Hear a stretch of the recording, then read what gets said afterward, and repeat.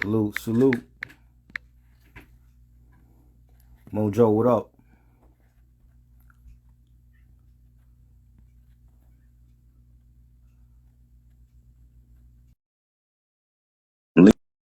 Liam, what up? Salute. Yo, what's Yo, what up? good, bro? You know, can you hear me all Yes, right? I hear you good. Bluetooth likes to disconnect when it goes live. Yeah. Yeah, I tried using my Bluetooth on here, but it keep disconnecting me, so I just stopped using Yep. it. Jerry, what's good? Shit. What's going on, everybody, man? Bad boy. I Yes, think we're about to talk about bad boy. yes, Uh, yes, yes. Diddy. Ugh. Yeah, But I you know, still man. stand ground. The Locks is the only ones that really got away unscathed. You know what I mean? Uh-huh, Yeah, uh-huh, he took their publishing for a little bit, but uh-huh. You already know. 4K, what up? mhm. Yeah, man. What up, Jerry? Yo, exotic drinks, what up? Yeah, man. Let people gather in. Yeah, salute to Jerry, because it was Jerry that hit me up like months ago. He was like, "Yo, you got to connect with Nick. 'Cause I think you and Nick Okay. make some great content. Y'all love music and movies and all that." I'm like, "Yo, you sent me your channel, and I checked it out, and I love your content. And I'm a movie lover myself. I love movies. You know, different categories of sci-fi, horror, action, comedy. So it was great to finally link up with you. Yeah, man. I agree. Jerry was same thing. He was like, "Yo, man, I'm telling you." I was like, "All right, man, just hook us up or something, whatever." And you know And what? The first time I seen you, it was you were battling him on 4K channel, the DVD yeah, battle. I was yeah, there. yeah, Yeah, yeah. We amped that up a lot to people even got mad at us, but we were amping the shit out of that battle, yo, man. you was talking a lot of shit to him. I was like, this is gonna be heated. It was good though. It was good. I Yeah, like that battle. you know, I don't mind trash talking when it comes to like battles like that. You know, it's like I used to battle rap back in the day, so it's like Oh, nice. you get used to it. You Yeah. know, back when I thought I could, outdo everybody in the rap game, Mhm. that was me. Oh, You yeah. know, I was rolling with a crew at that time, and even though Jay Z is my favorite rapper of all Okay. time, I was more like Nas, very Yeah. poetic, Yeah. what was going on in my life, what I really did. I didn't want to talk about a Benz if I didn't have a Benz. You know what I Right. mean? Right. And my crew wanted to make Uh-huh. money. So they were like, yo, we got to do this type of music and this type of music. So I started to get known as the headline. Right. I used to come up with crazy ways to say getting head. That Mm. was so they we got a used to call me the head king. Yeah, we got a question from Exotic Drinks. He said, "Who you think was more gutter, Onyx or the Locks?" He had an argument about it. All right.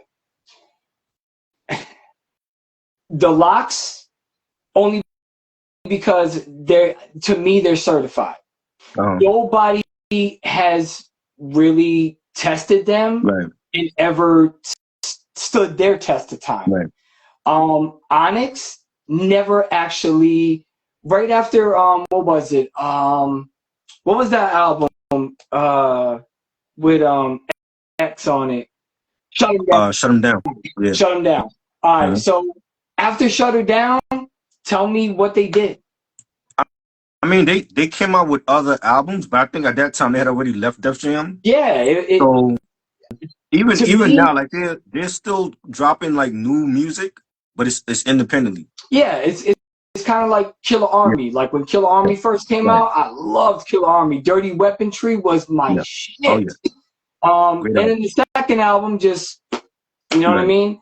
It's I, kind of like Grave Diggers. I loved uh, Grave Diggers. And second album, See, but I so don't. Are you going by the quality of the music, or are you going by the sales of the music? no, no, I wouldn't go by either. Okay. Like to me, locks. If I'm stuck on a desert island and they tell me what's the wildest music you want to Uh, hear, I'm gonna choose the locks over Onyx. see, But Onyx mhm. was doing it. I See, mean, the thing with the locks, I love the locks, but they're living off of their their past stuff. And like their new stuff. When I saw them live last year, they're not even performing their new stuff. They're performing the stuff from the Bad Boy album and the Rough Riders album. Yeah, unfortunately, that was when I seen Wu-Tang and Rage way back in the 90s. It was kind of like the same thing. Like Rage was only performing like from their first album and a little bit of their second, and I was more there for their second album. And the same with Wu-Tang. They were performing Wu-Tang Forever more than they were, or 36 Chambers more than they were Wu-Tang Forever. And I was really kind of there for the Wu-Tang Forever.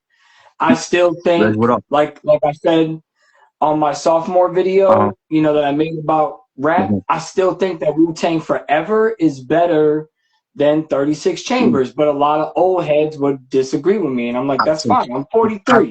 You know, we can get into a debate. You know what I mean? Like D-Ray said that he disagrees with you. He thinks the both Killer Army albums were good. Yeah, honestly, the only song I liked off the second one was I don't even remember the name of it. I got a hunger for the mic, my appetite strike late at night, and that was it. Like the rest of them.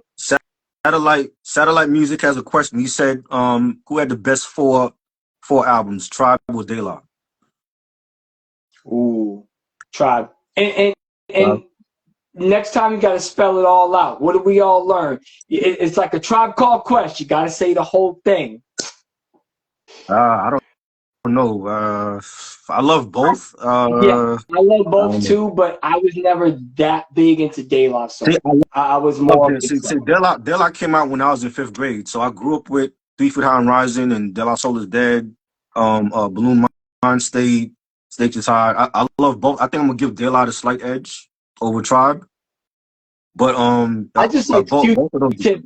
I liked Q-Tip. I liked his production. I liked his thought process. You know, that was mainly the reason why. Right. But, you know, I think they all. The problem with hip hop like now is that, you know, they only want to honor when they die. I agree. You know, like when Coolio died. Name me 5 songs. I got 10. Not including. I got 10. I got 10 for you. Yeah, but I'm saying like people that really don't know about hip hop, and then because they want the clout, because they want the chase and the likes, because that's what life has revolved around now.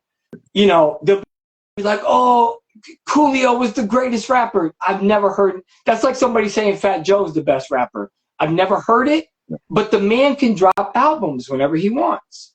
You know what I mean? I was fortunate enough to see Coolio live, and he killed it. And he came out on a bike. I bet. Yeah, you know, but a lot of people can't name five songs. Hey, you know what I mean? Gangsta's Paradise. You know, we seen this all the time, even in R&B. Like we lost, like you know, a couple of recent R&B legends. Angie Stone, we lost Chris Jasper from the Isley Brothers. You know. And I see people post them now. I'm like, well, where was this love before? Yeah, and you know, it's the same with like Sade is one of my favorite. Like her voice, gorgeous. Like I bump her shit all the time, and I'm like, when she dies is when she's gonna be recognized for the true legendary artist that she is. Yeah, you know. So I want to formally introduce Nick to Reg Nick. This is the homie Reg Thompson from North Carolina. We've been doing a lot of great content for the past 7-8 years on his channel and vice versa on my channel. And Nick, this is the homie Nick from YouTube. He has a great channel. He discusses movies and music, and I love it, man. So finally got you all together, and it's gonna be a great show. You live in North Carolina, Reg? Yeah, I live in North Carolina. Yeah, me too. We moved down here. I'm originally from Massachusetts, but that's what's up. Yeah, we moved right near Charlotte. Yeah, nice. I stay up in Raleigh. Oh yeah. You the same spot D-Ray at. Shout out to D-Ray. All right, so we doing this is the best Bad Boy rap albums post Biggie and Craig Mack era, meaning we're not gonna mention no Biggie albums, no Craig Mack album. Well, Craig Mack only got one album on Bad Boy. But this is Yeah. the albums that came out after their passing, unfortunately. And there was some good stuff. There was some bad stuff. There was some in between. And we're gonna talk about all that. Who wants to go first? Well, you got like a top five. Oh Who wants yeah. to go? Like go from 5 to 1. Yo, you want me to do all five, or you want to just five, and then we? Let's do like our five, and then we do like four, and yeah, like that. All right. So number one, well, number five is gonna be No Way Out. Okay. And I know when it comes to Puff's verses, because he went hard on this album, Yeah. but it's because Sauce Money wrote a lot of his verses, Right. Jada wrote a lot of his verses, and Black Mhm. Rob wrote one of my favorite songs on there, which is that What You Gonna Do? Right. You know, Black Rob killed that, Oh. but I feel like that's the last time we got the real Notorious B.I.G. Yeah. That Born Again album will never be considered like a Biggie album to me. And you know what's crazy? I don't know if you know, but Born Again was supposed to be his third album on Bad Boy, and then the contract was up. He was going to sign supposedly with Rockefeller. Yeah, supposedly. Yeah, I mean, so it was like a trilogy. He had Ready to Die, Life After Death, and Born Again. And yeah, what Puff did was take the Born Again title and make like a fake third album with different features and producers and yeah, it was horrible. yeah. It was. I can't do it. But that's the reason why I really love No Way Out, is because those couple of songs that Big is on is when you really got that feeling that was Big. He was still Right. there. He was still You there. know what I mean? And then after that, it was just done. Okay. Now, you want to do number five? Or you want me to go all the way down my list? I'm gonna do my five. My five is the Locks. It's Okay. Money, Power, Respect. Now I think it's a good album. You know, it has some joints. I other than the actual title track, I didn't care for the If You Think I'm Jiggy. I never liked that song. Yeah. I don't think that should have been a single. But I get it because that was Bad Boy at that time. They were mainstream, they were radio, they were commercial, and they had to put out a commercial song. And this is coming off after the We'll Always Love Big Papa tribute song that they dropped for Big after he passed away. I love that song. But it had some joints, but it's not my favorite. That's why I got it at 5, because I feel like their best album was We Are the Streets. Oh yeah. And that will always be their true album when they had that petition to get off of Bad Boy and sign with Rough Riders. You know, and that was a big thing on radio. They had the fans out there and everything. You know, so it's at number 5 for me. I like some tracks, but I don't think it's the best Bad Boy release. So Reg, what's your number 5? My number 5 is G-Dep's Child of the Ghetto. Nice. You know what I'm saying? This joint came out in 2001. That's his only studio album that he came out with and stuff. You know what I'm saying? Mm-hmm. Very dope album and stuff. This was around the time Arista has still had Bad Boy and everything. You know what I'm saying? This came out because G-Dep was pretty much Black Rob's artist and stuff like that too. Not a lot of people know that. You know what I'm saying? I mean, was he in that crew he had, the alumni? I believe so. Yeah. Puerto Rock, and I forgot the other cats. Okay. Yeah. What was the other cat? He was on Black Rob's album. It was shit. I forgot. I forgot the whole crew. I know they had a crew that they were. Yeah, they had a little clique.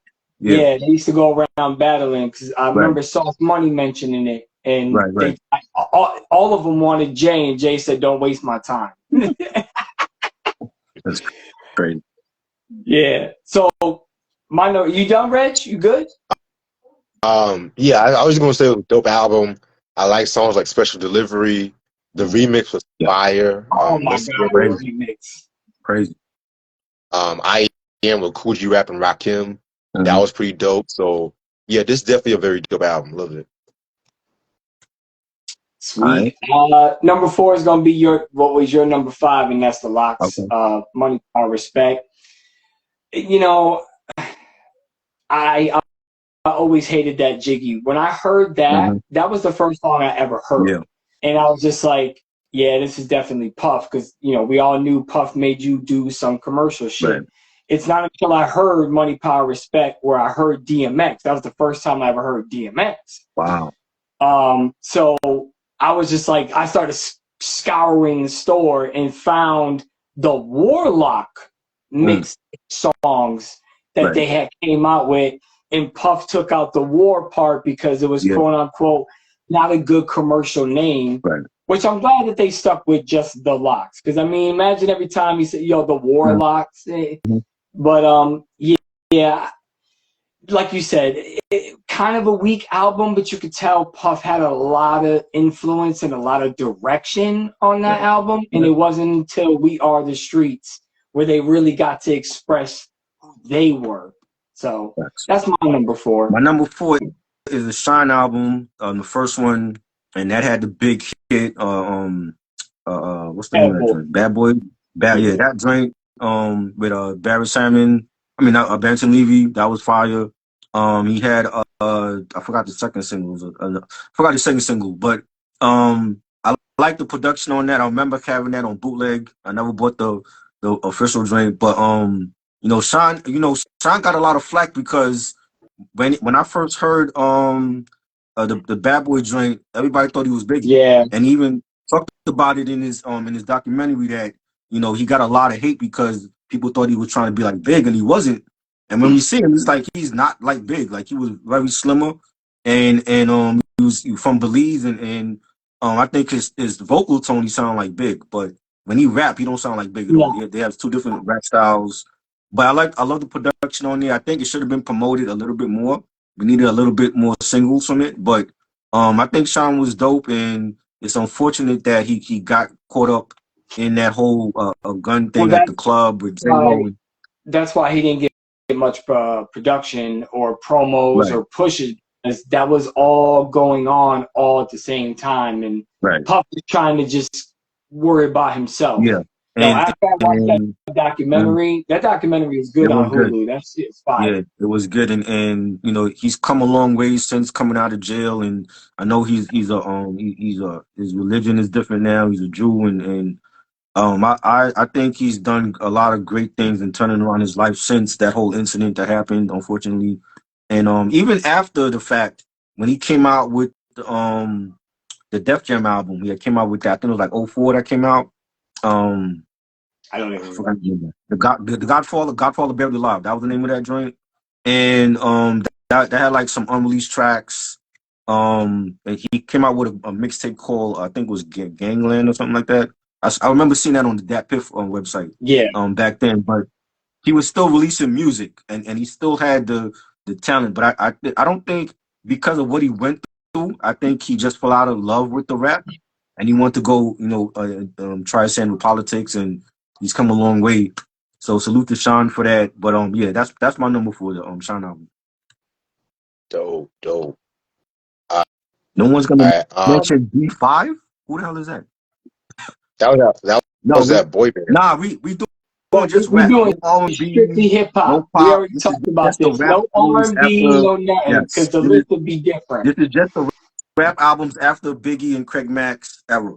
That's it. We ain't doing no pop, no R&B, because I didn't listen to a lot of those garbage R&B albums on Bad Boy. So yeah, it was terrible. Yeah, one hit wonder. Well, one song. You're not missing much. No. What you got? My number 4, I gotta go with The Lox with Money, Power, Respect. Okay. Now, this was an album I had an interesting relationship with growing up. You know what I'm saying? My first album I heard from them was We Are the Streets. I went back and heard this album, and pretty much with this album, I did not like it at first because I felt like it was a bit too jiggy for my taste. It had some dope cuts though, you know what I'm saying? But then over the years, I've actually listened to it again, and I was like, yeah, this one is fire, and everything like that too is fucking fire. Some of the production was kind of ahead of its time, and everything like that too. Like there was this one beat that I'm trying to the All for the Love beat. Oh, the Jadakiss solo. Yeah, I love that. And that other one, Not to Be Fucked With. I like that one too. That beat was fire. Right. And that beat alone, All for the Love, it sounds like it could have been made like 2002, 2003, and everything like that, in my opinion. I love songs like the title track, I love the fucking Living the Life. If You Think I'm Jiggy, I actually You like that? love that song now. Wow. You're the At only first, one on it. I did not like it because I was never a big Rod Stewart Mhm. fan, but I could do without Jadakiss singing. But you know what? I heard it at a club. I heard it at a club one time. I was like, you know what? I fuck with it, you know. But that's my number Yeah. 4. All right. Number 3 is Black Rob. That album, Life Story, is Yeah. absolute fire. That's for me. That's almost a non-skippable. And now, even now, hip hop with older heads that come out and Mhm. before, it's very hard to find a non-skippable album when it comes Right. to hip hop because you hear so much radio stuff and all that. So when you hear "Whoa," that's probably a Right. skippable. I'm gonna skip that shit. Right. But just everything like the Spanish Fly, I love the way that they took that Madonna beat. Yes. J-Lo That flipped was the good. hook and he Yeah. just came with bars. Like Yes. just crazy, ripped it. But that album really does tell a story, and I Mhm. love storytelling because that's our 90s was the storytelling era. Right. And you know, Even before I that, also and like I'm gonna say 80s because you had a lot of great storytelling tracks, and from Slick Rick, from yeah, the Fresh Prince, but Rakim. 80s I didn't really start diving into hip Mhm. hop till like 93, 94. Oh, Um okay. so for me it was like my dad was like my stepfather was super strict. Well, I actually got popped in the mouth because I was singing the Flavor in Your Ear remix really? coming down the stairs and I was Wow. swearing and singing the verse and I got popped right in the That's mouth for crazy. it. And you remember that? And that Can I Live beat Mhm. off the Black Oh yeah, Rob, with the lot. Yeah, him and the Lock, they murdered that, and definitely. that beat is still just something you can vibe to. Fact. Also speaking of Slick Rick, Thug Story, Oh yeah, he flipped that. definitely. So there's just so much in that album that people slept Mhm. on because it's never talked about. I've Facts. never heard anybody talk about Life Story. I actually I had the cassette sampler that they were giving out, and it had Can I Live, and it had this is before Whoa, it had I Dare You, and Yeah, I dare you. yeah, Yeah, with a Joe Hooker, yeah, and there was another joint on there, You Don't Know Me, I think it was called. So I remember hearing Can I Live early. I'm like, yo, this is gonna be on the album. It's gonna be yo, fire. yeah, Everything that the Locks was putting out at that time was they were killing it. yeah, You know what I mean? yeah. So yeah. My number, what we Three, at? 4, 3. My number three. 3 Yeah. is Black Rob, Life Story. Love that album.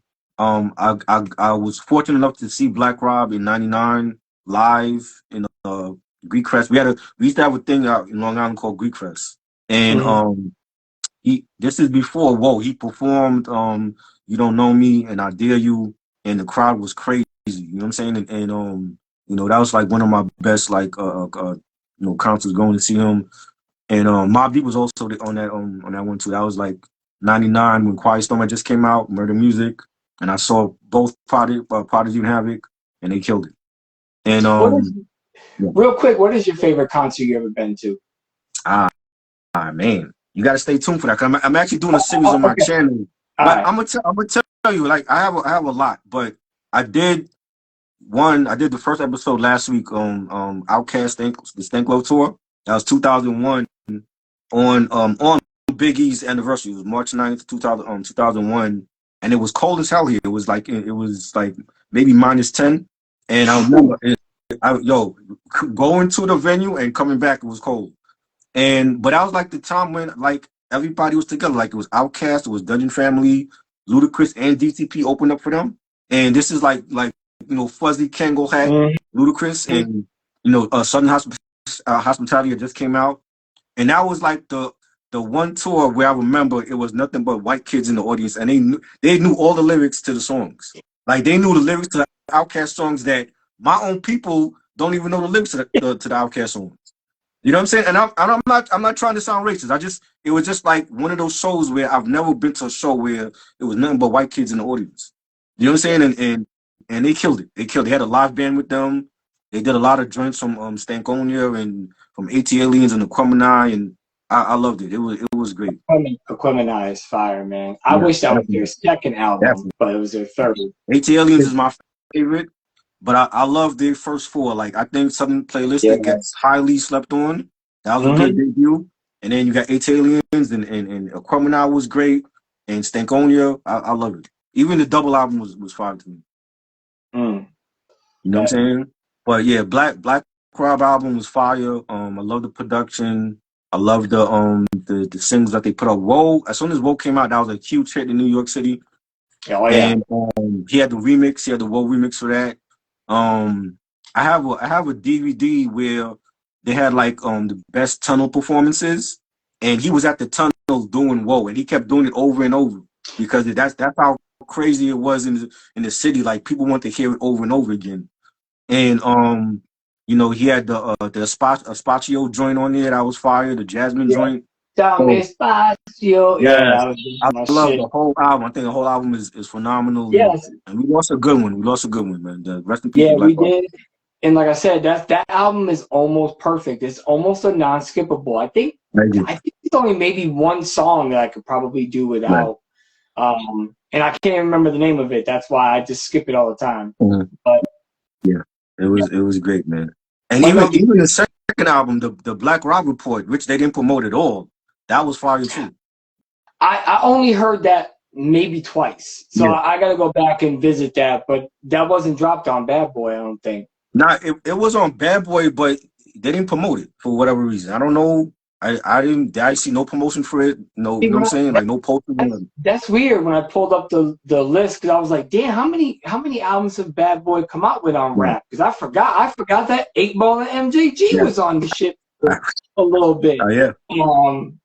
Which is an honorable mention for Yes. me because I love 8 Ball and MJG. I mean, I think 8 Ball's got the better flow, but MJG got that gutterness Oh, yeah. to him, man. Yeah. I love MJG first solo album, No More Glory. That's fire. Mhm. Yeah, they've always been that southern that their creativity together is just bar none, man. Yeah. They get slept on a lot too. Yeah, definitely. Sure. But my number 2 is gonna be hella corny, and then my number 1 is gonna be even cornier. But Yeah. I have to be number 2 is gonna be Mace, man. Okay. Harlem World. Okay. When Harlem World dropped, me and my cousin, that was the era where we was just getting fly every day, like head to toe. Go. I think I still got it somewhere up in there. This is his only good album. Let's be real about that. His only good album. No, you're right. I mean, there's never been. So I'm making a video about rappers who had dope first albums, and then never after that was just done. And he is on that list. There's a lot of MCs on that list. But you know, it's when you know, looking at me like, why are you over there looking at me? Me and my cousin would be in the club, fly as hell. He'd have the beef and broccolis on. I'd have the fresh uptowns on. I mean, we just always loved like what he was doing in his flow. Single for it too, for the Looking At Me single. Yeah, that was my shit. Neptune. That, and then with which when I first heard it, I was confused. I thought it was Aaliyah for some reason, but when I heard I Need to Be, the way he was flowing on that track, oh my god, yo, I love that shit. And then I forgot all about that Monifa joint. Yeah, I forgot about that one. Yeah. Wow.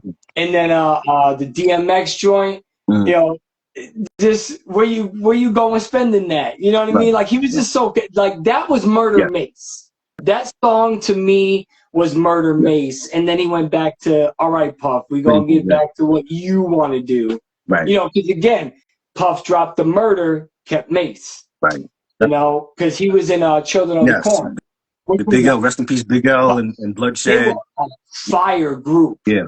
And personally, I think Cameron was a little misplaced in that one. Really? You feel like he was the best lyrically in that group?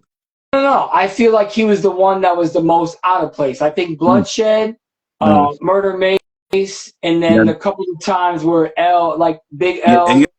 yeah, McGruff. McGruff was a part of that one In too. McGruff, Yeah. yeah, but I felt like Cameron was just a little out of place in that group. Okay. You know what I mean? I never heard I that. kind of feel like when it comes to Wu-Tang, I've always felt like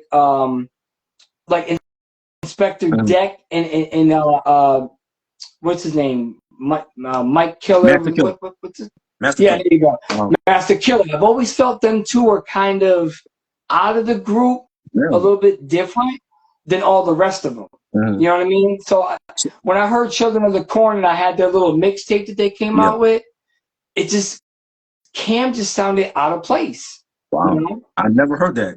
Yeah. No, and I'm weird like that. You know, I prefer, like, people get on me all the time, but out of Dipset, Hell Rel's my favorite one.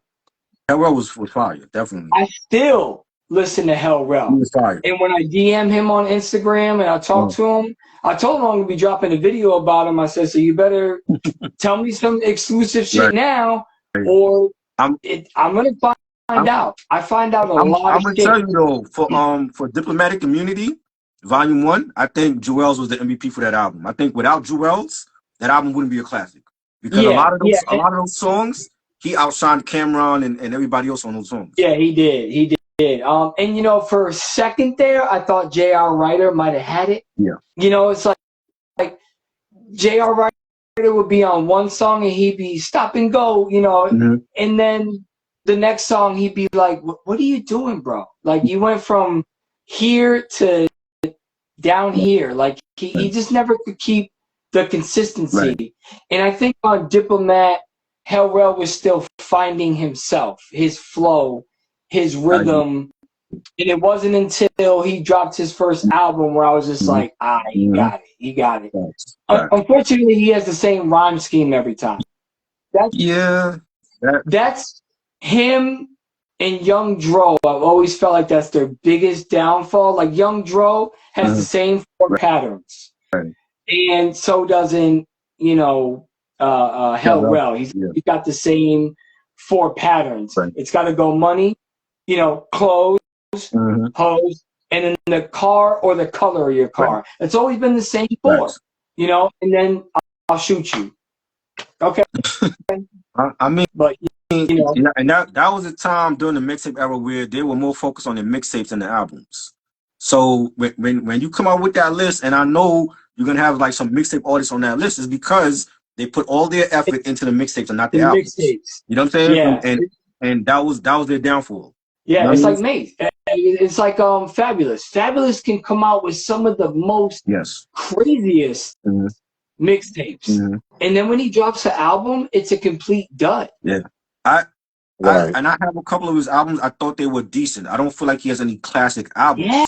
His mixtapes is a different story. Yeah, he has a lot of good mixtapes that will surpass his albums, though. And unfortunately, a lot of his albums are dated because he only rapped about what was going on at that particular time. There wasn't any kind of like future talent. Yeah. You know what I mean? Like, you can go back and listen to Tupac and be like, holy shit, that's happening now. You can go back and listen to Biggie, Jay, Nas, and that's still happening now. But Fab was always, when the rims stop, they keep spinning up. And that went in and out. You know, same with Cassidy, White Tee, that went in and out. We talked about that. Know, so their music doesn't have that relevance to it, but their mixtapes do. Yeah. So, I mean, I get it. You got to sell. You got to sell albums, you know, so they got to do what they got to do. And that's part of the reason why he lost the versus battle to Jadakiss, because he didn't make a lot of street songs. He made songs for the women. Yeah. He made songs for radio. Jadakiss was real gutter. Him and Dipset. Yeah. When Jadakiss was really gutter, even the whole Locks, they were in the streets, getting into trouble, spending money on lawyer fees, and they were really about that life. And that's why Jada won that battle. You know? That's why the Locks will always win any battle. It don't matter who they beef with. They've always been on. I actually had I love the Locks. I actually had Dipset beating them, but Dipset didn't take them seriously. No. And I think because of that, the Locks was on them from jump, and that's why it's the best versus, I would say, ever. Yeah, and I think that's, I was kind of like on, like for me, I had when Ja Rule and Fat Joe went at it. Mm-hmm. I Yeah. had Ja Rule to win Mm-hmm. that, but like 50. Well, let me say Eminem ruined his career so bad that nobody's ever gonna give Ja what he actually deserves. I, His I think first, it was. I think it was. Well, I think the Eminem thing was the icing on the cake. I think it was more 50 because when 50 first came out, it's like Ja Rule's fans went straight to G Unit and 50, and then 50, he kind of like like used the he's making love songs on them, but then he turns around and do love songs too. You know what I'm saying? So he kind of used Ja Rule's formula, yeah, and it worked for 50. yeah. But once you go after the white boy, you might as well Yeah. just close your casket. I'm sorry. I get into a lot of fights, but I Mhm. don't think anybody can ever take M out. It don't matter how whack people think he gets, or he just says a whole bunch of words. Now, he don't just say a whole bunch of He, words. There's a meaning he to got it. bars. He got You're just bars. not I listening. You're I just love Eminem. hearing. At one point, I had Eminem in my top five. I love M, but I love his early stuff. Like the stuff he got now is not even messing with the stuff he did, back in the No, early 2000s.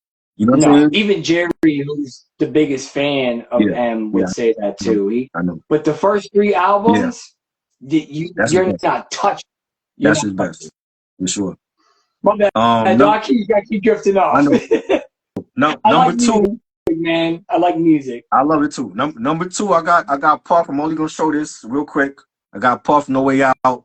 I think the album is a classic because of the features and the production, and that's where it stops. It's Yeah. not because of his rhyming skills, because he was not a true lyricist, a true artist. There were interviews where I've seen where he said he looked at Big on stage and he wanted to move the crowd like Big did, and that's what he did. And then at that time, after Biggie's unfortunate passing, somebody had to save Bad Boy, and you had the boss of the label become an artist, and he had help. When it came to songwriting, you said Source Money. I think he got a Grammy for that album, and Jay-Z wrote for him, Mm-hmm. and he had a lot of writers, a lot of cooks in the kitchen.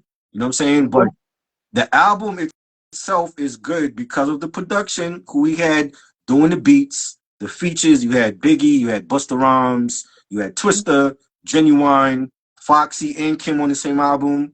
It was, and the right singles came out. He had the I'll Be Missing You with 112 and Faith Evans. That was the first single, and then the album comes out. He dropped Been Around the World, and the Benjamins was a huge hit in '97. So he picked the right singles, and that's why I feel like that's his only classic album. When it comes to the other crap, like the PD Forever, that was garbage. Yeah. And he tried to do the same thing with that album and added more artists with Mace and Jay-Z and Busta Rhymes, CeeLo, Redman's on that album, and it was Yeah. trash. So that just goes to show you, no matter how much money you got, you Mm-hmm. can't buy a classic album. Well, at that time, Sauce and Jada stopped writing for him, and you could see it. You know what I mean? Like, a lot of people don't give Sauce Money his credit, Mm-hmm. but if you go back in the days when he was spitting with Jay, Yeah. his ability to rhyme is crazy. And the fact that Puff loved Big so much, but Sauce Money had to write "I'll Be Missing You" for you. Mm-hmm. So Let me to me, tell you, I don't know if you heard the last album he did, the Love album, but he has a song on there called Him, and that's dedicated to his deceased yeah. And he's nowhere on that album. He's nowhere on that song. It's basically John Legend and Babyface. The only time he's on it is when at the end, when the track is fading out and he's like saying his little words to Kim, I miss you, this and that, but he's not rapping on that song. How do you have a song dedicated to your wife, your deceased wife, and you're nowhere on it? Because he has no true feeling. Like I said, when I found out that Sauce Money wrote that entire song for him, I'm like, so you claim you love this man and that but you can't even put your own song together. Look, I don't care, even if like you're not a rapper, if you can't put words together, if you can't do something like that, then at least you can write a poem. Man. Everybody can write a poem, because a poem realistically doesn't have to rhyme. It just is your feelings on paper. And you could have took that. You could have took your feelings and what you really wanted to say to a person, to Sauce Money or Black Rob or G Dep, or well, G Dep wasn't around at that time, but you know, like you could have took your feelings to them and said, "Hey, just make it rhyme. Keep what I got, because that's from the heart, but just make it rhyme." Exactly. And he just Sauce Money had to write the whole thing for him, and that's crazy. I also wanted to say, the track, "I Love You, Baby." Supposedly, there's a rumor that Havoc was the original producer for that track, and he lost. Something happened with that beat. Either he lost the beat or he didn't get the credit for that beat. But when you hear that beat, that sounds like a Mobb Deep, something that Prodigy would have been in. So the one that's on the Puffy album, and the one, because they're both on Black Rob's album, and so the one on Black Rob's album, according to Spotify, it actually does say Havoc production. Okay, but the one on No Way Out don't have Havoc. Yeah. On the one on No Way Out, it says Puff Daddy. So that's crazy, right? And he's done this before with Pete Rock, where Pete Rock was the original producer for Juicy, and they have his production as the remix on the single, and he took the credit for the Juicy single, and he never did that. He's always been that type of businessman. Right. I mean, that's why he became a millionaire. You know, business is cutthroat. Yeah. You know, and I mean, but look where he is now. So I mean, that's karma. That's karma. Yeah. So all right, number one. I'm sorry, but she's just the baddest bitch, and that's Lil' Kim Hardcore. We got it. See, Hardcore was not on Bad Boy. That was not on Bad Boy. Nope. What? No. Hardcore was on Bad Boy. No, that was not on Bad Boy. That was on Atlantic Big Beat Records, and Lance Diaz Rivera overseeing that project, because you know that was Big's crew, Junior Mafia. You know, CNCs were under Big. It's listed as being under Bad Boy. No, that's not on Bad Boy. That's a mistake. Where did you say, on Wikipedia? Wikipedia gets it wrong too. No, that's wrong. That's on Big Beat Records, Atlantic Records. That's not on Bad Boy. But she was always affiliated with Bad Boy, so people feel like, oh, she's the first lady of Bad Boy. First lady of Bad Boy was Faith Evans. She's directly on Bad Boy. It's not Kim. It's not Mary J. Even though they were affiliated with Puff, and Puff did their albums, she's not on Bad Boy. I did not know that. I see you learn something new every day. See? All right, somebody else, you would have did this live with somebody else, they would have had you do that, and you would have been wrong. That's why I'm here. I appreciate that. So I would have to go on my honorable mention then, and that's going to be 8 Ball MJG, because Living Legends. That album was spot on, and it's because Puff didn't make them do what Puff wanted to do. 8 Ball MJG ain't gonna conform to nobody. Right. The money's never really been a big thing to them, and that's what I love. They have consistently dropped album after album, not caring about the sales. They're comfortable where they're at. And I like artists that are comfortable like that. But god damn, that just hurt my feelings. All these decades. Even if you look at the album, he hasn't, I think he might have produced like one song. He did No Time with her. That was the first single. But when you look at the album, he didn't produce the whole album though. That could be the reason why it's on Wikipedia as under Bad Boy. Yeah, they got it wrong. Wikipedia got it wrong. And the thing is, she was a part of that the Bad Boy 20th anniversary tour that he did, and it had like the documentary for it. She was on that, but she's not on Bad Boy. She's not on Bad Boy. She's never been on Bad Boy. That's crazy. It was only Biggie, for Junior Mafia was never signed to them. So I want to clarify that for people that think Junior Mafia was never on Bad Boy. Yeah, no, I knew Junior Mafia wasn't. That's why I didn't. Yeah. But their album was not. Kim was never on Bad Boy. I mean, she should have been, because they never had like a female rapper on Bad Boy. I don't believe. This whole time I thought she was Bad Boy. Nah. I mean, people thought Mary too, but Mary was on Uptown MC8. But Diddy did I knew about Mary. First 2 albums, but she was never on Bad Boy either. It was Faith Evans. That was the first lady. I thought she started with Puff, and Puff passed her. No. So Mary or Kim? no, Mary. I thought Yeah, Mary Mary started started it. with Mary started with him, but she was never directly signed to Bad Boy. It was Faith Evans. Yeah. Ah, okay. Because while he was on Uptown MCA, he was like the stylist, was grooming Jodeci and Heavy D and the Boys and her, and he did quote produce those artists, but those are not his artists. Those are that's Andre Harrell's artists. Yeah, That's in peace to Andre Harrell. Andre Yeah, Andre with Harrell was his mentor. right. So That, I remember when they were talking about doing that versus between him and Jermaine Dupri, and this dude was in his garage playing Jodeci. I'm like, Jodeci's not your group. 112 is your group. yeah, You know what I'm saying? yeah. You can't use Jodeci in a battle. Jodeci is not your group. That is Uptown MCA.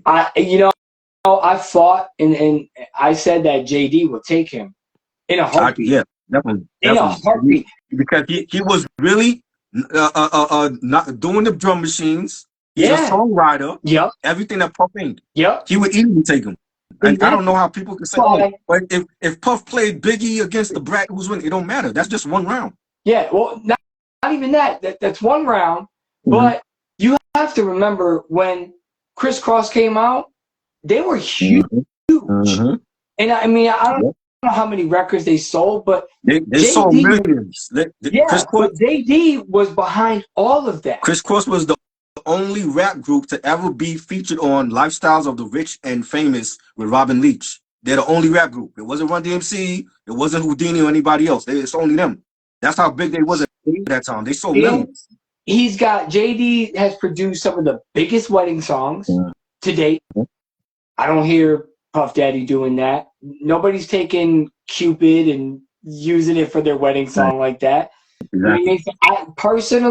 I think that JD would have got him. The only reason why Puff was calling out Dre, he was trying to embarrass JD. And I will say, like, there's rounds that he would have won because I don't feel like anybody on Social Death is messing with Biggie. You know, not the Brat. I love Brat, but she ain't messing with Biggie. No. But he would have won those rounds. But there's other rounds that I'm like, off of songwriting alone, JD got that. Yeah. All day. Anything he played from Usher, from Mariah Carey, the stuff he did for Tony Braxton, Escape, he's watching them. Yeah. He's scrubbing that shit clean. Oh, yeah. Especially Usher's first album. Crazy. Every track. You could play that straight through and vibe up. But actually, the first album had Diddy on there. You talking about My Way was the second one. My Way, he did all that. My Way, okay. All right, 701. And he penned most of that, from what I heard. Yes. Yeah, yes. JD penned a lot of that. Yeah. Same with Pink. Everybody was like, "Oh, Pink this and Pink that," and I'm like, "You do know that Babyface wrote all of her shit in the first album, and that's why the album is fire." That's when she was R&B Pink, and then she decided to ditch that and go the rock alternative route, and then she got Linda Perry to do a lot of her stuff. Yeah, and her rock shit is corny. I love Split Personality. Like that first album was crazy. I love the rock stuff from Pink. I love Misunderstood, and I love Sober, and What About Us. I love that version of Pink. I mean, the R&B one was okay. I know a lot of people love it, but I prefer her doing the rock stuff. I'm guilty of that. I love it. My wife loves the rock part of Pink. She didn't like the R&B Pink, and I'm like, yeah, whatever. I'll still bump it. No doubt. Number one, I got Mace. Harlem World is only good album. I'm saying it, Mace. If you see this, your only good album. You have no good album after this. I actually bought Double Up when it came out. That was garbage. I ended up throwing it away. That's how bad it was. That Welcome Back album, I wasn't a fan of that. We're not even gonna talk about that Harlem World supergroup shit. That was garbage too. You know what I'm saying? But this is his only good album with a lot of great production. D. Angeletti, Ron Amon Lawrence, the Hitman was on this. DMX was on this. Rest in peace to DMX. Yeah. You had 8 Ball and MJG, Billy Lawrence, 112, Jermaine Dupri is on this as well. Phenomenal album. Yeah. This is the true Mace album. If you want to hear what Mace sounded like, this is the only Mace album to get. I'm telling you. It's not Double Up. Yeah. It's not the Welcome Back album. It is this album. Harlem World is only a true classic from '97. And I loved it, man. Like Mace could do no wrong. Like he was on so many features, rap features, R&B features, stuff he did with Brandy, stuff he did with so many other people in It was great. But that's what makes, for me, that's what makes a great artist. Yeah. You know, when they can be versatile like that, and start working with R&B, start working with soft rock. Like, I like versatility. I can't stand one, like Cassidy. Cassidy is one lane. There's nothing else. He is one lane. Mhm. And, you know, unfortunately, there was a lot of cats It like is. that. And again, it's because of the mixtape era. They were focused on battling and mixtapes. And when it came to their albums, they were like, I need help. Can't do it. Yeah. You know what I'm saying? I don't. I agree with you on. As a matter of fact, Mhm. I still got. I'm a hustler. That's a good one. I But like that. I like that one more than the first album, though. yeah, It was the first much album, better, much better production, and he didn't have a whole bunch of features on it. yeah, that first album was that first half. I didn't like You that. know, that was Swiss all day. It wasn't until the second half that he got to be him. Mm-hmm. And, you know, unfortunately, he's another one just living off his past. Yeah. You know, I beat Freeway. That's why I was watching the Freeway shit the other day. I was dying laughing. Mm-hmm. You know what I mean? Like, and I loved him when he did those mixtapes with DJ K Slay. Yeah. Those are fire. Yeah, those are fire. Like he's a great battler. I remember the battles he had with Murder Mook. Remember those? And he was like they were outside and they had like the whole crowd around them and they were going toe to toe. It was great. He murders every time he does it, and he doesn't even have to stay on you. That's the greatest part. He doesn't have to focus on you. He can still talk about himself, get back to you, clown you, and then go back to talking about himself. Facts. You know, he did that with Disaster, and I thought it was hilarious. The way he stole Disaster's whole style, flipped it on him, came back, flipped it on him again, and there was nothing. You can't, and everybody bringing up AR Ave and all that shit. People are going to say what they want to say because they hate you. Right. We don't know what's true. We don't know what's not true. Just like Puff, I never liked him. I liked him as a producer, never liked him as a rapper or anything like that. But was he really a producer though? Cause I always felt like he was taking credit from the Hitman and saying that he produced. And we know he didn't produce everything. That's true. That's true. He might have did like in the very early stages of Bad Boy. He might have did that. But at some point, he got like 13 guys all together and named them the Hitman, and they were doing all the big hits for Biggie and for Faith Evans and 112 and Total, everybody. Yeah, it's kind of like when Rough Riders started. They had those two main dudes, and then Swiss came in and murdered them all. Right. Everybody wanted to be on a Swiss beat. Jay Luna said most underrated rapper from New York besides Nas. You talking about Cassidy? You talking about Cassidy? Yeah, who are you talking about? Or are you asking us? I don't know. I still got Cormega and AZ. I think they're like the most underrated from New York. You saw? I don't know if you saw. I made a video on AZ. You did? I gotta see that. I didn't have the most underrated. The most underrated. Yes, agreed. Asking us. Well, yeah, but I like I said, like AZ and Cormega. I think they're the most underrated from New York. If you ask me between Big L and Jadakiss, I can't. Listen, I hate when people ask these questions and the rappers like went before their time. Right. I would have to say Jada because I mean the longevity, he's still relevant. Right. You know, that's like people asking who's the king of New York. Well, if you want to talk hits, you want to talk albums, you want to talk money and all that, then Jay's always going to hold the crown. But that's because of the longevity. It has nothing to do with, you know, anything else. It's just longevity. If you put Big L and Jadakiss battling back then, I personally think Big L would have chewed him up. Yeah. Spit him out. Really? And then chewed him up again, and then spit him out, left him on the ground. Reg, are you here? I don't even see Reg. You been on here? Yeah, I just came back. I had Wi-Fi. I had Wi-Fi issue. Okay. What number did you stop at? Was it 3? He stopped at 3. Okay. Stopped at 3. Okay. Give your top 3. My number 3 is Puffy's No Way Out. I mean, That's a dope album. You know what I'm saying? Not really for Puffy, but for everybody else that contributed. Yes, that's what I said. Number 2 is Mace's Harlem World and Mhm. everything like that too. That's another classic album. And my number 1 is Black Rob's Life Story. Great, All definitely dope albums. great, great list. Appreciate it. Yeah, like yeah, I think Big L. See like, but they already showed their greatness while they were here. Big L and Biggie and somebody mentioned Pun. Like those artists showed how great they was at a in a short time. You know what I'm saying? And that's why I feel like people will always put them in on Mount Rushmore because they showed their greatness with like 1 or 2 albums. You know what I'm saying? So Yeah. it's like I could put Big got 2 albums. Like we could put Big in the top 5 or top 10. Big L, I love Big L. He got 1 album, but even with that 1 album, he showed how great he could be. Well, Wait, I mean he one got two, album. but the second Yeah, one I but don't the count because second he got like the one. unreleased. Yeah, got the unreleased tracks Yeah. and they got like freestyles from Stretching My Beat and all that. Yeah. Yeah. You said what about Sean? We had Sean I had Sean in my top 5. Yeah. I was never really a big fan of Shine. No. I like that one song. It's kind of like Jay Mill when Jay Mills came out with Oh, wow. no, and then after that, No just Jay album. Mills is corny. Where's the I, album, J Mo? You still waiting for that?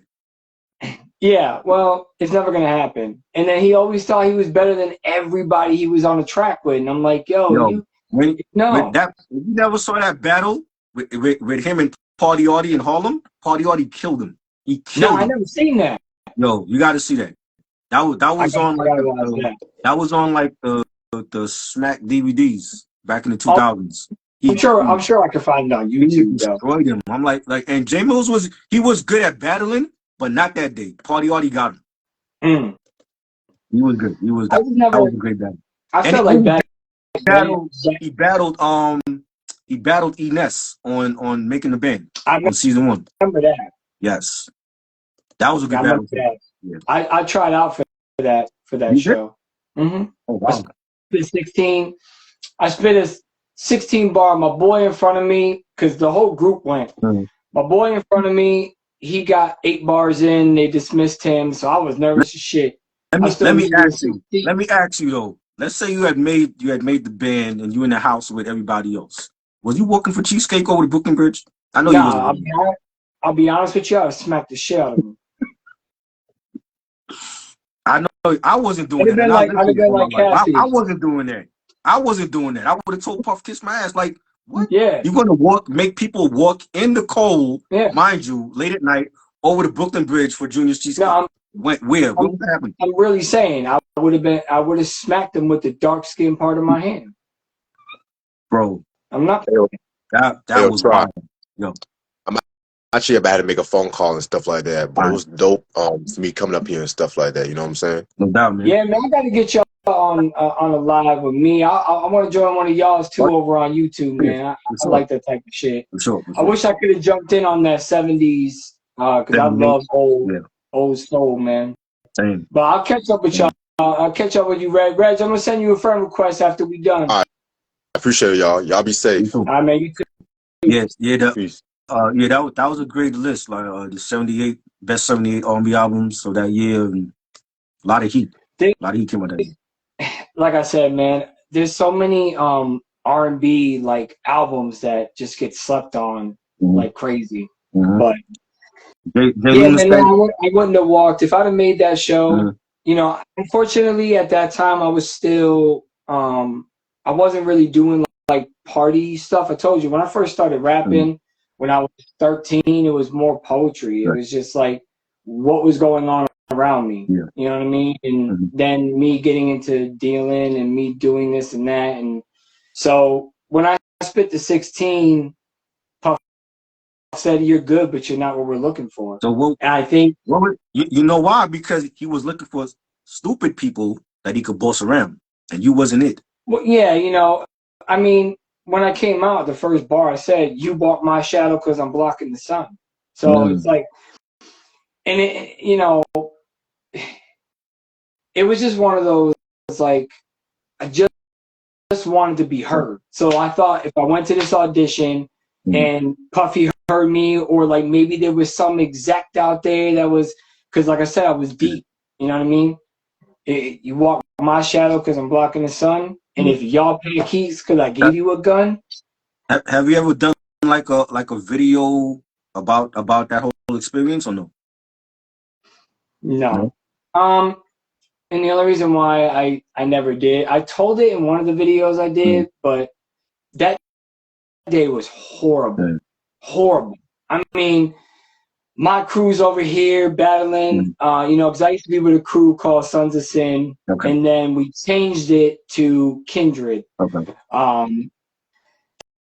They were over there battling. I wasn't trying to battle. You know, I would battle a little bit, but not that day. I was trying to really like focus on like going through my head, my mental Rolodex on which verse I wanted to spit. So, and then everybody's in line like spitting.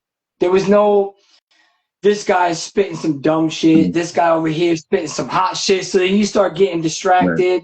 So when I finally got up to Puff, the nervousness was gone and everything like that, because I didn't want to spit in front of anybody. I just kept saying it in my mind, because when people look at me, they either see a Puerto Rican or they just see a white boy. And I'm half German, half black. So people always get it confused, you know. In school, they used to be like, oh, do you hail Hitler or are you a Black Panther? So, crazy. You know, but I was surprised I even got 16 bars before he dismissed me. You know, and he didn't say he liked you though. He didn't say no. He just said you're not what we're looking for.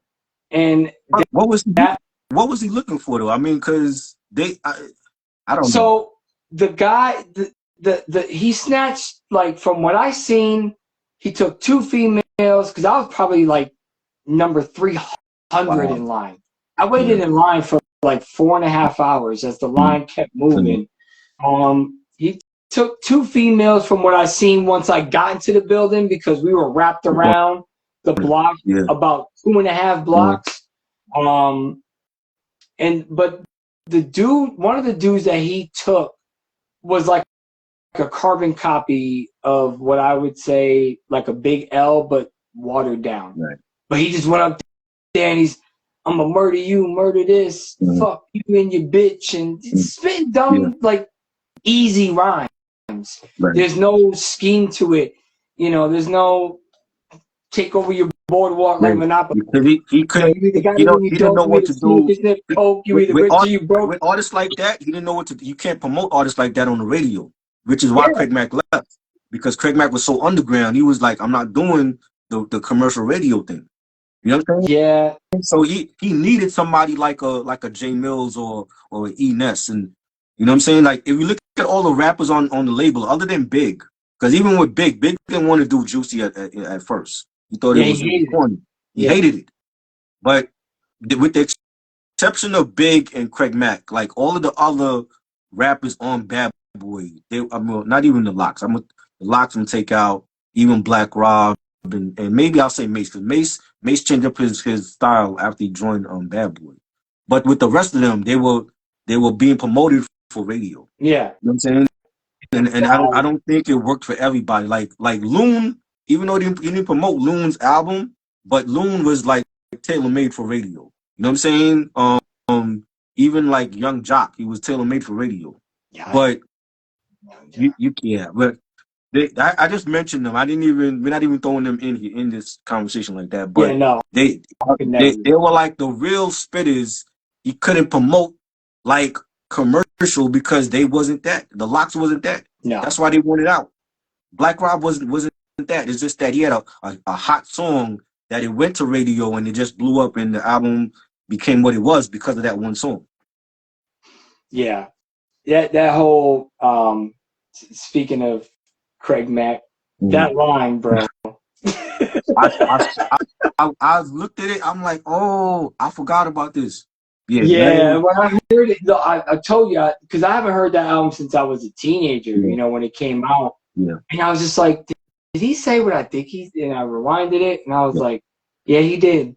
He did. And Craig Mack, his early starts was with Def Squad. It was with Eric Sermon. You know what I'm saying? Like he definitely could have fit in with Def Squad and that Bad Boy, but Eric Sermon, yeah, Keith Murray, all yes, them. that he would Yeah, have fit perfectly with yeah. them because that is his pedigree. Like radio thing was not EPMD. him. You know what I'm saying? Yeah. Again, like Flavor in Your Ear blew up because it was such a hot song Yeah, and that then radio had to the play. Right, remix just went out of this right. world. The remix was like, yo, you got to get Big on there because Big was hot at the time. You got to get LL. You got to get Busta Rhymes. He was hot at the time as a solo artist, and this is before he dropped his first solo album. Yeah. You know what I'm saying? So you have to get Rampage on it. So it was hot because it was a hot song, but it wasn't made for radio. It was not a radio album. That whole album, if you listen to that album, that first album, there is no radio tracks on there like that. Yes. So I want to ask you a movie question, but before that, Jay Luna said, who's your favorite West Coast rapper? my favorite West Coast rapper? Yeah. Well, back in the day, it was Ice Cube. Okay. I loved Ice Cube. But I would have to say Pac. And I like early Pac. I don't like Def Pac like that. Wow. It's not that I don't like him. I mean, but to me, again, when I was rapping, you know, I like poetry rap. I like a story behind it. Don't get me wrong. I do like my jiggy shit and all that. But, you know, that's why Reasonable Doubt will forever remain King Tut of albums for me because it's a story. It's a beginning, a middle, and an end. And the end is so amazing because no matter what you do in life, no matter what side of the road you take, you're always going to have regrets. So let me ask you something, because when it comes to poetry, and I'm glad you said that, because I've been in like other conversations and platforms where if we're talking about best MCs all time, people don't put Pac in the top 5 or top 10 because they feel like he was more of a poet and not a lyricist. Do you agree with that? No. Hip hop started, you know, because it was expressing your feelings. You know, when you heard the message, you know, not the Nas message to all you younger people, but when you heard that, it was what was going on. So hip hop has always had that pedigree of what's going on. Same with Ice-T. Regardless of how, you know, I don't think Ice-T has ever put a good album together. Really? But the singles that he has released, you know, 6 in the Morning, Colors, I never really listened to him like that. So I can't. I haven't listened to, like, listen, I was not a huge Ice-T fan when it came to rap. It was more like the acting. I think he's a good actor. And he made some crap. Yes, he made some crap too along the way. Leprechaun in the Hood was garbage. But his early stuff like Power, the Power album. What's the other joint? OG, Original Gangster. There's another album that I liked from him, but I think his early stuff was classic. And then you know, he left that. He made the rock band Body Count. He had the controversial song Cop Killer. So I think his early stuff is his best work. I haven't heard everything from him, but the best 3 that I've heard, I think that's the best in his discography. But if you want to talk, I'd say Ice Cube, because back then when I was hearing like No Vaseline, America's Most Wanted, like I just, in my head I was like, this dude will fucking kill you. Like that just was my first thought. And he was, you know, come to find out, he was writing. Him and MC Ram were basically writing for everybody in NWA. So I think, you know, Ren to me is underrated. I think he don't get the same respect like Cube and the rest of those members. Yeah, and that's because they always kind of put him in the foreshadows. If you go back and watch interviews, and it was always Eazy-E and Ice Cube speaking out, while Dre kind of stood in the back, and MC Ram was like, he was with Yellow. He didn't say nothing. He was way back there. Nobody even remembered he was there. Like, yeah. What's up, Ram? So, but he is very underrated. Definitely. But I just thought that Ice Cube always had this passion when it came to rap. And then once he was done with West Side Connection, he went full movies, which I respect. More money. And he's a good actor. He's got his cheesy shit, but Everybody does. There's not an actor or an actress that didn't start somewhere or took shitty movies because they just needed the bread. Right. So Cunnilingus, yeah. Cunnilingus is a great underground lyricist, definitely. So to answer who's Pac, yes, was born in New York, or studied out in Baltimore. Yeah, we all know this, but at the end of the day, when he died, he was considered West Coast. And we didn't have a problem with that. We both coasts celebrated his legacy. We still do. Yeah, he was that great. You know what I'm saying? And he'll be missed. He's definitely top 5 for me. Because I just don't think he would have. Hear me out, people. Before you attack me, I think Pac would have went more into the movie direction because he was one hell of a fucking actor. Great lyricist, but I think eventually he would have been like Ice Cube, like seen that money. Because movies are always going to bring more money than a CD will. Jay-Z's not a billionaire because of his music. You know what I mean? Yeah. If you take away, his $1 billion, only 15% of that accounts for his music. So it's like, music, yes, you can make money, but movies, businesses, and all that, I think Pac had that knowledge and eventually would have started businesses, would have started promoting businesses, and would have been in a hell of a lot more movies. Because every movie that he was in, name me one that he wasn't fantastic in. Don't worry, I agree. And even with the rumors about George Lucas going to Pac, and he wanted Pac originally for Mace Windu before Samuel L. Jackson got that role, that was for Pac. That would have been huge. Tyrese, Baby Boy. That was originally right. He was supposed to be in Baby Boy. Right. That's right. I forgot about that. And that's why they have the big mural on the wall, because and when I look at it, I could totally see Pac doing that, and he would have been he would have actually dominated that role. I think Tyrese is a little corny. You know what I mean? But you know what? I like Tyrese rolling it because he played the mama's boy. I don't think Pac would have did that. I think Pac, it would have been a different role. Where Pac is bossing Melvin around like, yo, I'm the dude in this house. It's not you. Yeah, I see what you're saying. But Pac just has such a strong presence. I mean, like Jerry likes to say all the time, shame what happened to Flip. So, I just feel like that he claimed West Coast, so I'm still going to keep it like that. I want to ask you a movie question. Now, I know you saw these 2 films, The Substance and Anora. Do you feel like Anora should have won for Best Picture? No. I watched Anora last night, and I was like, ain't no way in hell this movie was better than Substance. Ain't no way. No, I take Substance all day. I don't even own that one. That was a great film. That, to me, is my top 3 Demi Moore performances ever. Like, right up there with G.I. Jane, right up there with Ghost. I think it was that good of a movie. Yeah.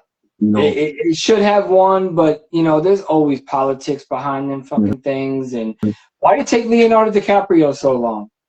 I mean, I don't know. Leo for Basketball Diaries should have got it. What's Eating Gilbert Grape? The man went and studied at actual homes where kids were really like this. He spent months. He's one of those method actors. This boy's life, like his first part of his career, he should have already been winning Oscars. And nothing. And he gets it for that horrible bear movie? Fuck out of here. He had a lot of, I even like Shutter Island. I thought Shutter Island was good. Shutter Island's fire. This boy, but my favorite, This Boy's Life, Basketball Diaries. I loved him in The Departed, even though I think that's not as good of a movie as New World or, but carbon copies. And supposedly, Scorsese's making another Departed type of film with The Rock and Emily Blunt, and I forgot. I think Leo's in that is gonna be in that one as well. So that's gonna be interesting to see The Rock. Leo might save it, but The Rock, I like some of it. Like, it's a hit or miss for me. The final boss is gonna be in a Scorsese film. So I don't know. I don't like what he's doing right now with Cena, but that's a whole different story. Are you into wrestling or no? No, my son is. I used to be back in the days, and thanks to Jerry, I got a shit ton of documentaries. But back in the days when I was every day, yo, I will tell you, every day Jerry is trolling me right now with his wrestling collection because I got my wrestling collection, and at some point we're gonna have that face off. But I know he's like way ahead of me because I haven't gotten everything. Because there was some times I was like I just skipped it, but he every day he sends me something. I'm like, I get it. You were the king. Yeah, I really wish people knew Jerry the way I know Jerry. Yeah, but my older son, my 23-year-old, shout out to him, cancer survivor. So he's super into wrestling. Like he could tell you when we first moved out to North Carolina, I took him to his first the show out here in the Charlotte Coliseum. I forgot which, but it was so fun. John Cena came out. It was crazy. And he fought Roman Reigns. It was like a tag team fight. I didn't even know who Roman was. I was like, who the hell is that? So my son sat there and he literally broke down the entire storyline. And I was like, okay. And he tells me every now and again, but I'm just not that into it like I used to be. I feel like they don't put in the same type of work that the veterans put in. I hate when people say wrestling is fake. Get in that ring, and then you tell me if it's fake. I've gone to a lot of shows where they actually hitting each other with chairs and tables, and it's real. The movements are real. Like you got the storylines, but the actual movements are real. Yeah, like it's granted it's choreographed and it's already predetermined, but what they are putting their body through physically, it's like my job every day. What I do for a living, I'm up and down the ramp all day. Our life, our body's life expectancy is like you make it 25 years out of it, but it's not something that you should be really ending your career with. But unfortunately, they paid me, so I'm there. You know what I mean? But being a food service delivery guy is not easy work, and people think, oh, what your job is easy. You just drive a truck. Nah, it's not like that. You gotta actually deliver the food to the customers. Yeah, I'm up and down the ramp. I work for U.S. Foods, and I'm up and down the ramp. 1,200 cases every day, 1,100 cases every day, and every single piece is coming off the ramp. So, people look at me and see a skinny dude. Well, you gotta be physically in shape for that job, though. Yeah, I burn more calories in a day than probably an average person does in a week. Because you're up and down, up and down, up and down, and I'm only 43, and there are days where my body feel like I'm 60 because it's a lot of physical work. Jay Luna said Rollins versus Punk versus Reigns at 41. I think that's gonna happen.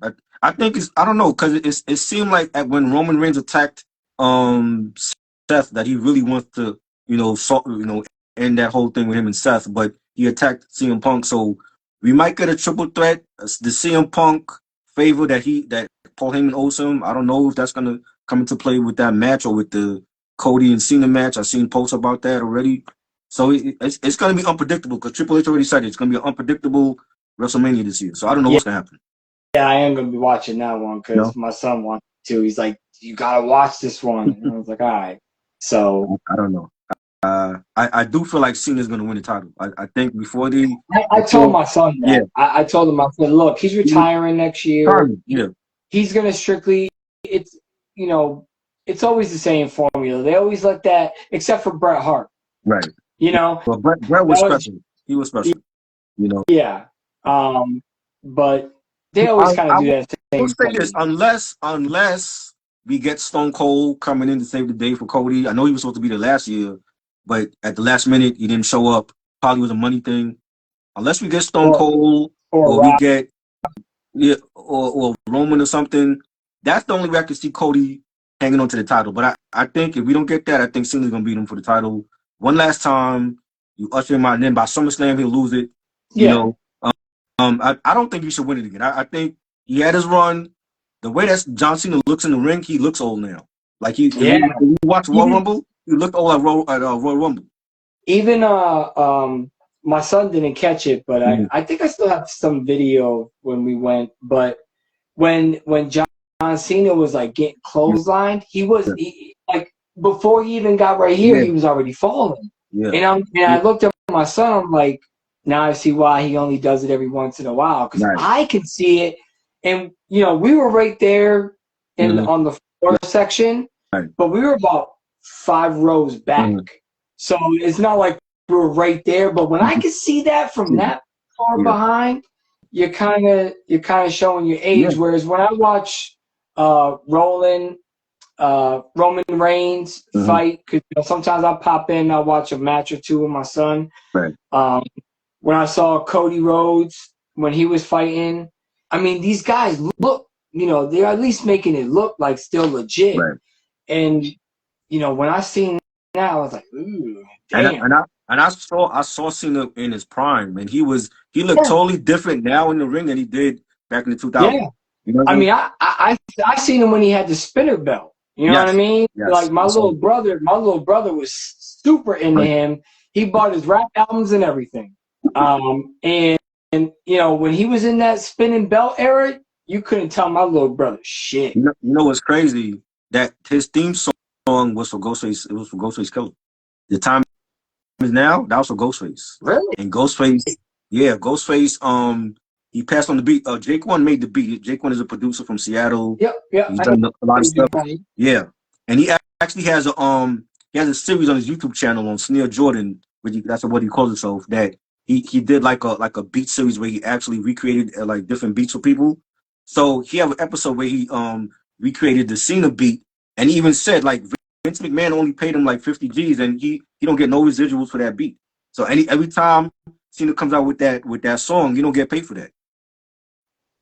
And that beat was for Ghostface Killer. Ghostface Killer passed on it, and he gave it to Cena.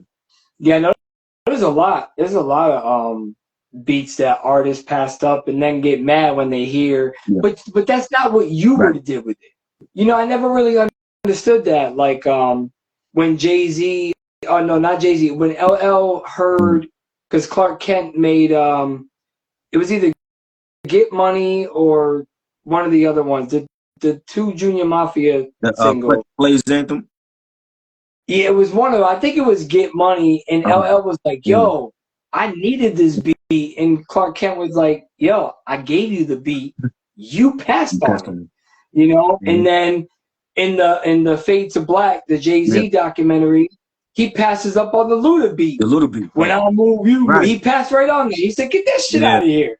It wasn't good. And then he got mad afterward because he saw what Ludacris did. Right. But it's like I don't know if I could hear Jay on that beat though. Nah, that it's too weird.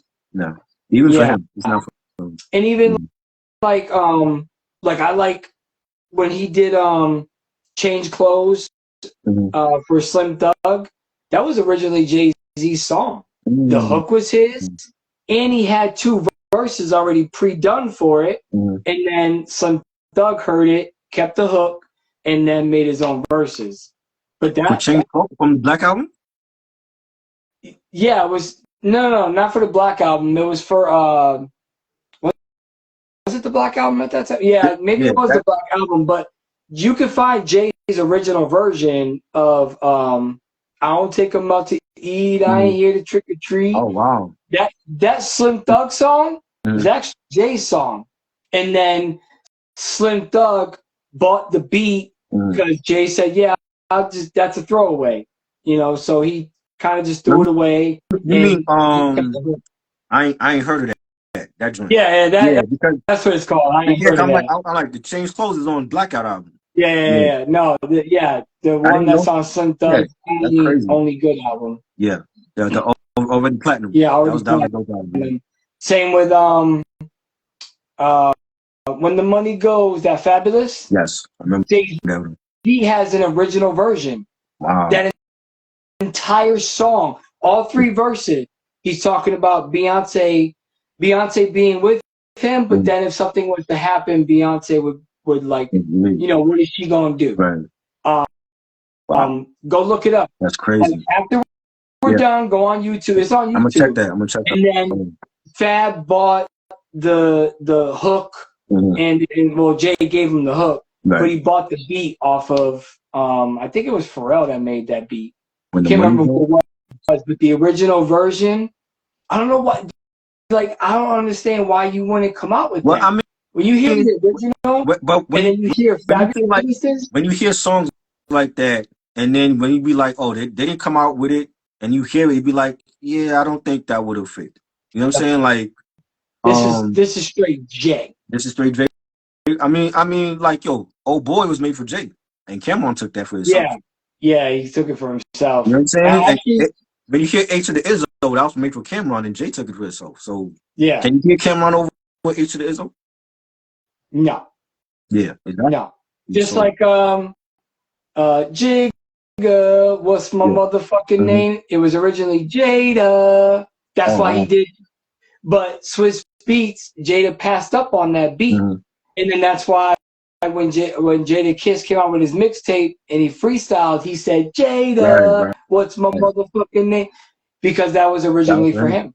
Yeah. Wow. That's crazy. So, and then Jay-Z took it and was like, all right. Because Swiss said that Jada Kiss literally just was like, nah, get this shit out of here. That's wild. And then comes back out with a freestyle version that's a little better than Jay's. I'm not going to lie about that. I didn't even know that. That's wild. Yeah, which is hilarious. Yo, this was a great live. I'm glad that we finally linked up. Shout out to Jerry for that. Yeah, man. Definitely got to do more. I'm like, yo, whenever you're available, just let me know. I'm definitely go live. Friday nights and Saturday nights are the easiest unless I'm on vacation, or unless I'm working Saturday. Because sometimes I'll take up the Saturday because that's a quick $300-$400. So sometimes I'll just take a Saturday, but anytime Friday or Saturday night, I'm usually always available. The people know what you got coming up on your channel. Monday, actually Jerry likes this title, but I'm doing a special on Jadakiss. It's called The Bartitian. And then I got Thursday. I got another movie one coming out. It ain't nothing crazy. It's just movies about manipulation. So like my top 10 manipulation movies. But I like to mix it up. You know, I originally started with movies, but music is also a huge passion. And I kind of like, I've been going into the deep dive stuff, and I kind of like that too. My Living Color one did really well, considering how many other documentaries are out there. But I found out a little bit of stuff that I listened to in interviews and all that, and, you know, try to do something different. Definitely. I was definitely supported. I love your content, and you know, shout out to everybody that came through. And like, I'm gonna definitely try to be on IG Live like at least once a week. I used to do the IG Lives before. I'm like, yo, I got to get back to do my IG Lives again. So it feels good to be back. And I'll jump, you know, shout out to everybody. In, man. Like if I see you on a Friday night or Saturday night and you and Reg, I'll jump in. Yeah, like, I mean, you know, I don't really care to do this stuff on the weekend. But like for special ones, I'll do it. But like the weeknights is when you can really catch us on YouTube or on IG Live, and I do other stuff, you know, with that's Hip Hop Jedi's. Yeah, shout out to Hip Hop Jedi's, the R&B Jedi's, and I love the group chats, man. The group chats be popping, you know what I'm saying? So yeah, you could catch us on like weeknights, you know, Tuesday nights we go live, sometimes Wednesday, you know what I mean? But this was a great live. I'm gonna definitely upload this to YouTube. So if and the people on YouTube, they could check it out as well. You know, but yeah, we're gonna stay in touch. We're definitely gonna do some more content. Oh yeah, we always DMing each other. Yeah, sure. It's just fun as hell. So we gotta do a movie one next. We gotta do a movie one. Whenever you're ready, man. I can contend with any kind of movie I type. know. I love your collection. I love that. That whole setup. That's crazy. Yeah, I got more stuff I like know. little Hot Wheel cars and all that. Nice. Like, I just collect dumb shit. I had a Hot Wheel collection when I was a kid, but you know, when you're a kid, sometimes stuff break or you don't take care of it. But Oh yeah, yeah, that, yeah. No, these are just like certain. Like, I got all the Batmobiles oh wow, because of right. Batman, like shit like that. Like, You know, it's a see, tour. That's I dope.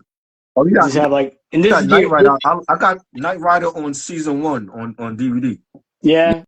Yeah, Nah, I love Jerry Knight hooked me Rider. up with that. Nice. But it's just like all the Wow, different style that's Batmobiles. dope. Yeah, and I just picked up the Optimus Prime Hot Optimus Wheel. Prime, that's my dude right there. The Yeah, best Transformer ever. yeah. When they try to have Hot Rod take over, eesh. Nah, I didn't like that. But Rodimus yeah, Prime, I didn't I'm like a that. I didn't huge. like that. Yeah, I just collect dumb stuff. nice. So That's dope.